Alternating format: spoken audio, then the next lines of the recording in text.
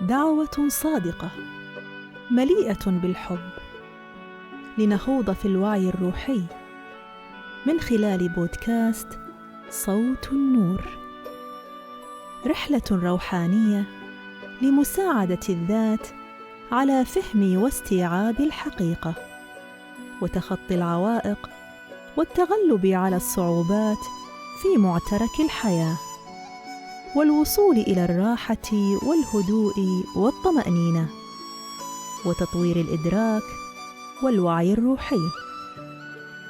لذا تعالوا معي في هذه الرحلة الروحية والاستماع لهذا الصوت لترقوا بوعيكم.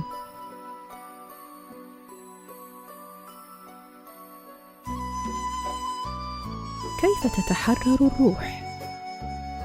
الرغبات تجعل السلام يختفي.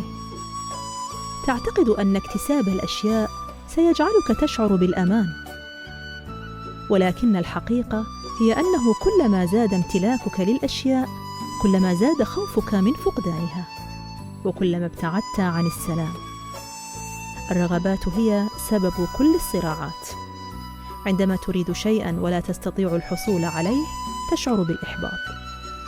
إذن تعلم كيفية التحرر من الرغبات لتتعلم كيفية البقاء بسلام وتحرر روحك. وفي نهاية الحديث أود أن أشكركم، وأتمنى أن يكون صوت النور قد أضاء نور أرواحكم.